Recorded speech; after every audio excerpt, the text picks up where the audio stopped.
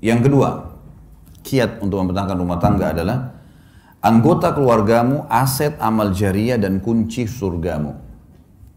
Teman-teman fahami baik-baik, ibu-ibu di belakang sana, suami itu aset amal jariah. Cuma siapin makannya, siapin minumannya, siapin bajunya, mati masuk surga. Simple sekali. Bapak-bapak fahami, uang yang hasil keringat kita dikasih ke istri, dikasih ke anak, dikasih ke orang tua. Hanya itu. Pada saat ada sesuatu yang rusak di rumah diperbaikin, mati masuk surga. Ini luar biasa ini sebenarnya. Orang-orang di sekitar kita ini sudah aset-aset amal jariah. Bapak-bapak misalnya kasih duit ke istrinya, ini beli makanan.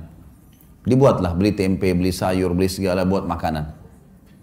Makanan itu teman-teman sekalian, kata Nabi SAW, "Ma wudi'a ta'amun illa wada'allahu fihi barakah." Tidak ada makanan yang sedang dihidangkan, diniatkan untuk orang lain, kecuali Allah akan letakkan berkah di situ. Berkah maksudnya, dari satu piring makanan pasti akan ada yang menjadi darah daging manusia yang memakannya. Sekarang saya ceramah depan Bapak Ibu sekalian, orang tua saya panen pahala. Karena saya tumbuh dari ASI ibu saya tumbuh juga dari nafkah ayah saya. Karena tidak semua yang kita makan satu piring makanan jadi kotoran. Ada yang jadi energi, ada yang jadi bagian tubuh kita. Sekarang bapak-bapak kasih ke istrinya makan. Anaknya makan. Bukankah itu jadi amal jariah buat dia? Karena istri anaknya bisa bergerak. Ibu-ibu masak buat suaminya. Suaminya makan, anaknya makan. Dia tidak beli, tapi dia punya tenaga, masak.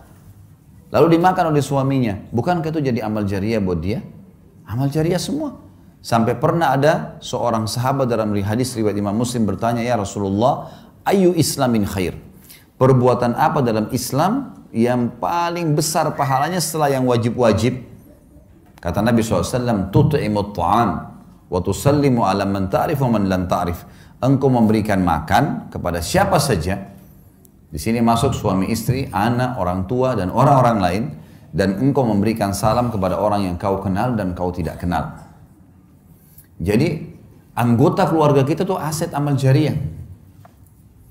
Bapak misalnya masalah duit, nafkah. Nanti kita akan bahas itu di poin selanjutnya tentang masalah hak dan kewajiban.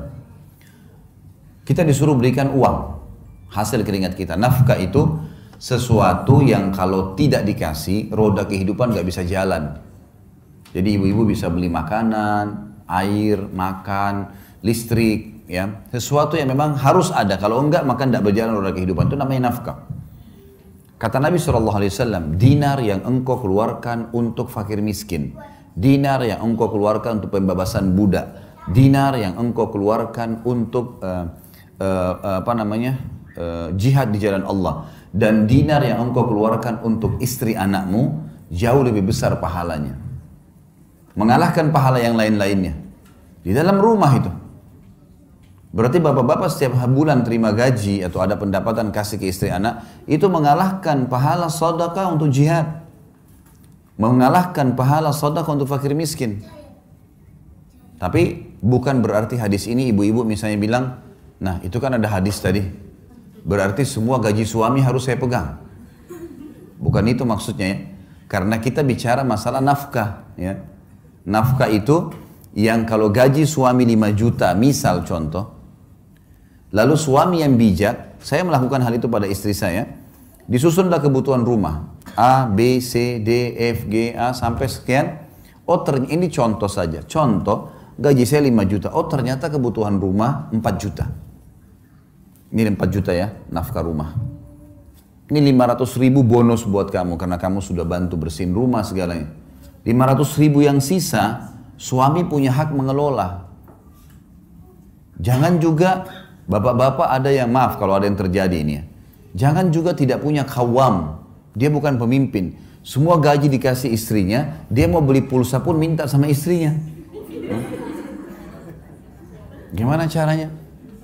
Beliin saya pulsa, loh kok lucu itu, kok malah dia minta sama istrinya? Nggak boleh, mestinya dia bisa punya kawam, dia yang beliin istrinya, iya harus punya kemuliaan. Nanti kita bahas di sini masalah kenali karakter pasangan. Ada poin-poin setelahnya. Jadi ibu-ibu punya hak di sisi nafkah, tapi ibu-ibu tidak punya hak lebih daripada itu. Kalau lebih sunnah, sebagaimana bapak-bapak tidak punya hak di harta pribadinya ibu. Misal ibu-ibu di sini ada sebelum nikah sudah punya usaha, atau setelah nikah dapat warisan dari orang tuanya. Tidak bisa suaminya bilang, kamu kan sudah 10 tahun saya nafkahi, ini dapat warisan 200 juta bagi 2 ya. Nggak boleh itu. Dia nggak punya hak 1 rupiah pun. Laki-laki, suami nggak punya hak dari harta istri pribadi. Istri punya hak nafkah saja. Lebih daripada itu sunnah, bukan kewajiban. Ini nanti kalau memahami secara benar, seperti batu bata yang kita letakkan di tembok bangunan, maka akan rapi kalau benar semuanya. Tapi yang jelas, sekarang kalau laki-laki mau menjadikan aset amal jariah, apapun hasil keringatnya diberikan kepada istri anaknya adalah sedekah yang paling besar. Wanita misalnya, ibu-ibu di belakang sana. Apa kata Nabi SAW? Kata kunci sederhana masuk surga. Wanita, istri manapun yang menjaga 5 waktu sholatnya. Kemudian berpuasa Ramadannya. Ini nggak disebutin sholat sunnah ya, sholat wajib saja dulu. Kalau sholat sunnah ibu-ibu kerjain itu sudah plus. Sholat 5 waktu, azan langsung sholat, subuh sampai isya. Kemudian yang kedua tiba Ramadan, puasa Ramadan, belum dimasukkan puasa sunnah. Dan dia mentaati dan melayani suaminya pada hal yang ma'ruf.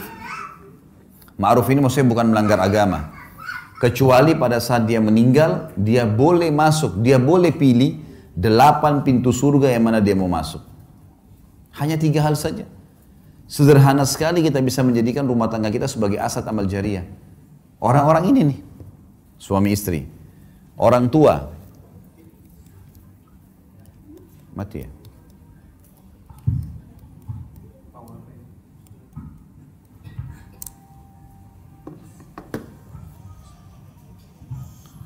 Orang tua kita misalnya, orang tua di rumah, tinggal kita berbakti dengan mereka, berikan mereka sesuatu yang terbaik, gitu kan? Ini di rumah tangga, keluarga kita. Maka kita sudah bisa panen surga. Allah menjadikan bakti dengan kedua orang tua setelah iman kepadanya. Anak-anak, lahir kita nggak bisa milih, sebagaimana orang tua nggak bisa kita milih. Saya nggak mau ibu ini, saya nggak mau ayah ini, nggak bisa. Kita lahir, ini ibumu, ini ayahmu, seburuk apapun mereka. Begitu juga anak yang lahir, begitu keluar laki-laki, perempuan, sehat, sakit kah, apalah, ya, warna kulitnya seperti apa, paras wajahnya, lahir ini anakmu. Dan semua digantungkan variabel hak-hak dan kewajiban di sini. Sekarang anak-anak bisa jadi aset amal jariah, mengajar mereka jalan, mengajari mereka kalimat-kalimat, memberikan nama yang baik, selama nama itu dipanggil, selama mereka bisa jalan, semua jadi amal jariah. Jadi ini kiat yang harus kita fahamin teman-teman sekalian, kalau anggota keluarga kita itu adalah aset amal jariah dan kata kunci untuk masuk ke dalam surga.